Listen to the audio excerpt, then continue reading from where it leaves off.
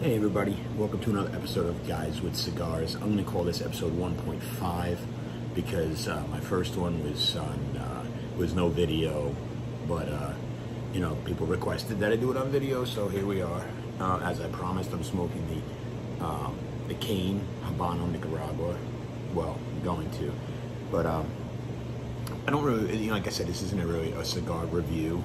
I'm not going to sit there and give you a whole bunch of details and things like that. I did, however, want to give you a couple of pointers when it comes to cigars. First, you need a cigar, obviously, and you don't have to worry too much about what kind of cigar at first or anything like that, because you really don't know what you're doing if you've never done it before.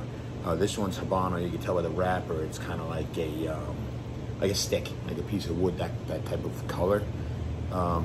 Color doesn't really indicate necessarily the harshness of the cigarette, but for beginners, if you chose a lighter wrapper, it usually, for the most part, especially if you go into a brick and mortar shop and you're not ordering online, to have less confusion, they make the lighter wrappers lighter, so it makes more sense. And you're going to hear people as you get into it say, the wrapper doesn't necessarily, mean that it's a light cigar, but when it comes to brick and mortar shops, it really does, because they want you to come back. So they want an amateur, say, to go in and just pick out one and say, oh, this looks light, so that would be better for me, and they take a lighter cigar. So they don't really stock a lot of ones where it has a light wrapper, like heavy tobacco on the inside, so you're pretty safe when it comes to that. So for the most part, the darker it is, the more full-bodied it is, I guess harsher it would be if you're not used to it.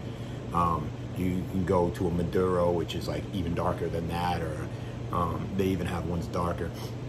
But nevertheless, it's neither here nor there. You need a cigar first, one that you think looks interesting, or maybe you can ask the guy when you go in there. You need a lighter. This one is a tabletop lighter. When you get into cigars, you can use anything. You can use a match if you want to. You can use whatever you want. But when you get into cigars, you're gonna want to get yourself a torch, because it's easy to use. And check it out. That's how you cook it. See, you don't really light it. You bake it. You hold it at an angle. There's a right and a wrong way to do things. It's your cigar. You can feel free to smoke it however you like, but there is a right and a wrong way to do things, and if you don't want to do it that way, that's fine too. But if you're gonna go to like a cigar shop, or you're gonna talk about cigars, or maybe go to a place where you have a cigar where there's people that know what they're doing, you want a general idea so you don't look, silly if you care about that thing. And what you're gonna do is, see the end? That right there is the foot. That's the part that you can see the tobacco. That right there is the cap. The cap has a little ridge on the top, so you can tell where the cap is. Just under the cap, this part right here, which is between this line and that line, is called the shoulder. It's just like a body of a person. So you got the head, the shoulder, the body, and the foot. What you're gonna wanna do is you're gonna wanna cut that little top off right there. And that, if you cut too deep, you'll start to unravel, because this entire thing is just one leaf, believe it or not. It's just one continuous leaf. And then at this end, where they put the cap on, is the only thing on there is a vegetable adhesive, so it's nothing bad for you. That's why they say that smoking 1 to 2 cigars a day, it has health benefits for stress, but it doesn't really affect your health, according to the Food and Drug Administration. 1 to 2 cigars a day, sometimes they say cigarettes if you notice, but 1 to 2 cigars a day actually isn't bad for you. So, hey, do what you want, it's your life. But yeah, so you're gonna wanna cut it off there, and then you're gonna light it with the torch. But when you light it, hold the torch at an angle, hold the cigar straight like this, and don't put it into the flame. So you're gonna wanna put it away from the flame and turn it like that. The heat from the flame will actually toast the foot, and once it gets toasted and you get a nice, because you don't want to overburn your tobacco, it'll turn harsh, it'll taste like ash, it'll be disgusting. Don't worry if you do though, because it's as you get through it, it's going to even itself out. as long as you don't inhale. Well, never inhale. If you puff on it too much, it'll actually start to cook the inside of the tobacco you haven't gotten to yet. And that makes it taste awful. Nevertheless, I didn't want to spend the whole time on cigars, but I thought maybe I can give you a little, taste of what it's like to, if you don't know what you're doing. You can go into a cigar shop, and you don't have to worry about like feeling silly or anything like that. If you go into a cigar shop, ask questions. If the person's a dick, then just be like, hey, you know what? I'm not coming here again. And go to another cigar shop. You'll find one all over the place, and eventually you'll find one that the guy's knowledgeable, he's nice, or she is nice, and you can stick with that person. I go to this place called Puff Culture in Holtzville. If anybody goes there, the guy's really knowledgeable, really smart, and he doesn't make you feel stupid when you ask a question. So just do something like that. But that's enough with the cigars. I'll be giving little tips here and there as I progress. But right now, I think that's pretty good. So the way this show works, like if anybody watches like Joe Rogan, he has like a guy behind the counter, behind their camera, named Jamie that looks up all his information. Well, I also have a very sophisticated system. It's called Echo. Echo, what time is it? It's 12:49 p.m. So that's how we run things. I know, very sophisticated. Hey, you gotta do what you gotta do.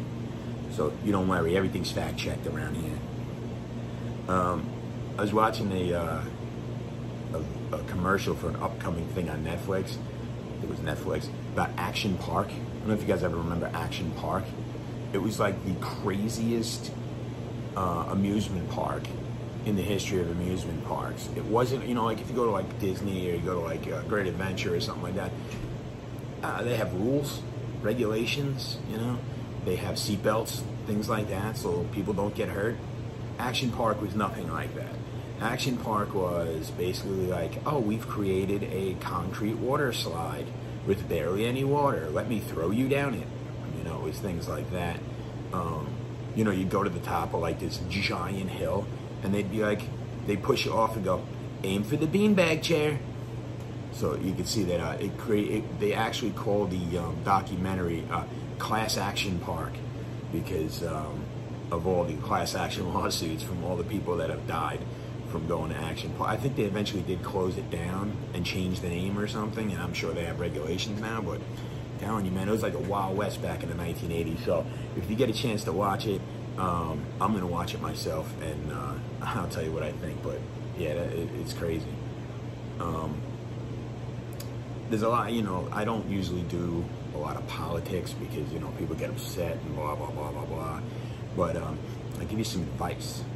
And this goes for whether you're a Republican or you're a Democrat or whatever. They're all lying to you. All of them. And you know that they're lying to you. Everybody knows it. It's like, yeah, well, that's what we're saying. And it's like, yeah, but you know that that's not true. Yeah, but still, we're still saying that. It's like, they'll talk, the Republicans will talk bad about the Democrats, and you're like, yeah, but that person really didn't say that. It's like, yeah, but that's what we're saying they said, and that's enough. It's like, oh, that doesn't really seem very fair. But you know what? As I said before, a congressman gets $174,000 a year to start their job, and it's a part-time gig. And I'm supposed to be rooting for these people? Why would I ever root for any of them? I mean, none of them do anything for you. They're all just fighting each other so that they're trying to get to the next election so they can keep their seat and make another $174,000 a year, or the millions that they make after they're there for a couple of years. It's just a waste of time. But the thing is, when it comes to Facebook and things like that, if you're going to talk politics or whatever, everybody on Facebook is a friend of yours. That's how Facebook works. It's not like Twitter. You want to go on Twitter and say a whole bunch of things like this and that, then you're just talking to everybody and you can state your opinion and you're making a difference. Yeah. Anyway, But on Facebook, it's your friends and family. Just, leave them alone. I mean, what's the point? You're gonna, hey, Grandpa, I'm a Republican or I'm a Democrat or something. It's like, and if you don't like it, you can leave my Facebook page. It's like, it's ridiculous. I think we all need to be a little more, a little less, I think, of pretty much everything. Everybody's getting all hyper. I get you're stuck in the house and you can't go out. And if you do go out, it's annoying and people are annoying the whole thing. But you got to chill out just a little bit when it comes to the politics. I mean, is rooting for Donald Trump or rooting for Joe Biden or whoever making your life any better? I mean, are you sitting there in your house going, I'm a Donald Trump fan, so therefore I'm a good person, or I'm a Joe Biden fan, so therefore I can go and do that? It doesn't matter. Nobody gives a shit. It's like, just stop talking about it. But anyway, actually, you know what's good is, you see that right there? The Giants are coming, baby. The Giants are coming. And for those of you who like sports, obviously you've heard Tom Seaver passed away. And I was thinking, like, the Mets are like a terrible franchise. Sorry for all you Met fans, but it's a really terrible franchise. They gave away Tom Seaver, their best pitcher. They gave away Nolan Ryan. They gave away Rusty Staub. Like, these are like, Hall of Fame guys, and they just gave them away for like nothing. And it's one of those things where you think to yourself, do you even like your fans? I mean, what are you doing? Yeah, the reason the Yankees have 27 or something, trophies, because they spend the money. They keep the guys that are good. They don't give them away for nothing. Whatever. I digress. But the Giants are coming to town. That's always good. Finally back after all this time. I'm excited. Joe Judge looks like a pretty decent coach from what I can tell. I mean, with the coronavirus and all this nonsense, you don't really get a good, we got no practices, we got no preseason, so it's kind of a wing and a prayer. But, with the Giants coming back and you got the quarterback, Danny Dimes, he just gained 10 pounds of pure muscle. So that's always going to be good. Hopefully he won't lose the ball as much as he did last season. I'm looking forward to it. Am I thinking they're going to win the Super Bowl? No, of course. You don't even say Super Bowl if you're a Giant fan or any fan at all. Never, as Boomer always says, don't touch the money, So, but I am looking forward to it, and I hope you are too. And, I'll be giving updates as things happen. As people get injured, as I'm sure they will, or if somebody calls and sick due to the coronas, you'll hear it here first. But don't forget, as always, if you have any questions or you want to just, get your name on the show, anything like that, go to yourleader56@hotmail.com, and I'll read any question you have or any comment you have, or even if it's just to yell at me, make fun of me, or whatever is cool too. I think it's hysterical, so you can feel free to do that, and I'll read your stuff online. I did want to tell you about a story, as I put in the promo. And when I worked at the airport, about it had to be like 20 years ago, I guess, when this first happened. I was smoking cigarettes at the time, which I don't anymore. I'm not a cigarette smoker, but I did at the time. And I went outside, and as I was standing in front of the building that I worked at, to the right of me is the tower where they do all the stuff for the planes coming in and whatnot. And I looked to my right, and just above the tower, or like right next to it, they had these big windows that were kind of angled. Right next to it looked like three kind of like Mylar balloons, and they were like, they had no string, and they were kind of like going like this, going like that, going like this, and all that. And I thought it was very weird. And there was somebody with me, and I said, my dude, you see that?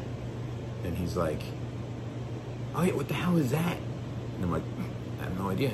But I said, you know what, I'm not going to be that guy who sees something and tells nobody and then tells the story later. So I said, so I went inside, and right in as soon as you walked in, there was a little office building there with guys in it that would teach people how to fly.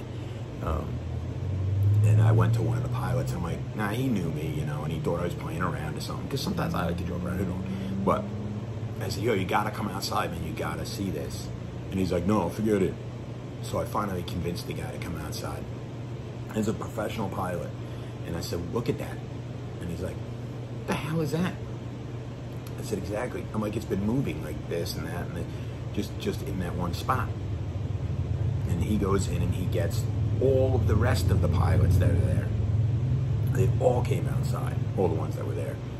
And all of them were just like standing around going, dude, what is that? And they could not figure it out. I went back inside and got people that I worked with to come outside, and they were staring at it and were just amazed. So finally I called the tower, and I'm like, the hell is that? He goes, and the guy in the tower goes, what? And I said, that thing right by your window that's moving. It looks like balloons or something, but we can't tell what it is. He goes, I don't see anything. I'm like, it's right there. I'm looking at it right now. He goes, click. Nothing. So I'm like, okay. So I've been telling the story, you know, on and off for years, but that's pretty much the end of the story until the other day. I came home from work, I was taking a nap, and my older brother, called me about another story where I was in the car with my other brother, I have many, and we were at a stop sign at like 2 in the morning or something, and I realized we've been at the stop sign for like 30 seconds or something. So I go, yo, and he goes, oh, sorry. I'm like, dude, are you serious? You just freaking fell asleep at the stop sign? He goes, oh, no, I was just resting my eyes for a second. I'm like, dude, seriously, man, get me home. Ridiculous. We were only like 2 blocks away from the house, but still, it was just, he denies the story, fine, whatever. That's not the point. He woke me up from my nap, and since I was up already, I started flipping through Facebook, and an old friend of mine had a picture of some object from Florida that looked like a square in the clouds, and it says, you know, it was one of these ones where it was like, who had aliens for September or something like that, as all the crazy things happening this year. And so it was but it had nothing to do with my thing. So I was like, I wonder what that square is. Like what is it they say it is? So I looked it up, and I started scrolling, and like the second thing down, it says, object appears over in New York City. So I click on that instead. And it's the exact same freaking thing I saw 20 years prior. No joke. It was doing the exact same motion that it was doing 20 years prior. And I hadn't even thought about it in years. And I saw it instantaneous. I'm like, that's it. Whatever it is that these guys videotaped in New York City, that's what I saw. Hands down, no joke, that's it. It's even doing the same thing. 3 balls, and they're just going like this and going like that. And then eventually one breaks off and does something else, but which didn't happen with me. I had to go back to work. I couldn't just stand outside all day, so it eventually wasn't there any longer. I don't know where it went or what happened, but that thing that they videotaped was exactly what I was looking at that moment. So, and you know what? It's like, you could sit there and say, oh, the bowl or whatever. That's fine. I don't really care. But everybody has one of those stories where you see something, you're not sure what it is. But that's mine. And yeah, it's crazy. And especially since I wasn't expecting to ever see it ever again, or anything like that ever again. And then somebody videotaped to give me my own story credence, at least in my head, to be like, you know what, I'm not crazy. I really did see this thing, and I totally forgot about it. And because what are you gonna do, you know? And so if you have any crazy UFO stories, or if you want to tell me about your UFO stories, you know, send me an email, you know, or comment on the link below. And don't forget to subscribe as well. And you can get all my nonsense on the regular. The last thing I wanted to talk about was my wife's birthday is coming up, you know. and she's turning 23. But I wish. No, I'm just kidding. She's wonderful, but she, you know, I was having a conversation recently over about birthdays and like what you get somebody for a birthday, and then I was saying, like, there's certain traditions I don't really understand or really care for. The birthday cake. That's one me and my brothers talk about all the time. Imagine if I were to, forget the birthday cake, imagine if I made you your favorite food, steak, you know, potatoes or something like that, you know, good collard greens, or, you know, whatever it is you want to put on it, you know, and I have it on a plate, and I bring it over, and it smells amazing, and right before I hand it to you, I go, here you go. Would you eat it? Guarantee you that like 90% of the people would go, no, I'm not eating that. Who would ever do that? Why would you do that to my plate right before I'm about to eat it? Yeah, well, that's what you do with birthday cake. You take the cake, and right before I'm about to eat it, you go, here you go. You want a slice of this? It's so moist. Yeah, gee, I wonder why. You just spit all over it. Nah, I'm good. I'm all right. That's your tradition, goes right out the window, all right? It's just enough. We don't need to be spitting on each other's food. Another thing is, and this one's a little more controversial, I think, the birthday gift. So, you're going to drop hints that I'm supposed to pick up. Then, I'm supposed to go to the store and get what I think you'll enjoy that you've been dropping hints about, right? And you have to act surprised, and when you get the gift, it's like, why don't you just get what you want? Wouldn't it be a better birthday if you actually got exactly what you wanted, instead of hoping that the person can figure out the mathematical puzzles that you left around the house that would equate to the thing that you want? It's stupid. It's like, it doesn't even make any sense. Just go get what you want. You know, that's what Kim and I always do. You know, I go, yeah, I want this, so just get me this. You know, it loses its cachet after a while of, you know, oh, gee, I hope it's what I always wanted. Well, you told me 15 times what you wanted, so it's going to be that thing. And who are we pretending for? You know, completely pointless. People, just ask them exactly what they want. They'll tell you where to go get it. You go get it. You bring it home and go, here you go. Ta-da. That way you're all happy. I mean, I got to kill myself running around the store trying to go, oh my God, what did she want? I couldn't remember. She said it something purple, and it was about yay big, and then maybe she didn't want that. It's like, it's a waste. It's a complete waste of time. But anyway, that's just me. You know, I say in the end, get them cash. It's perfect. They can get whatever they want. You know, here you go. You know, go shopping online if you want. It's fantastic. That's pretty much it, man. That's all I got for today. Remember, yourleader56@hotmail.com. Send me a little something. I'll come on. I'll talk to you. I'll put your comments on. And until next time, enjoy your cigars. Peace.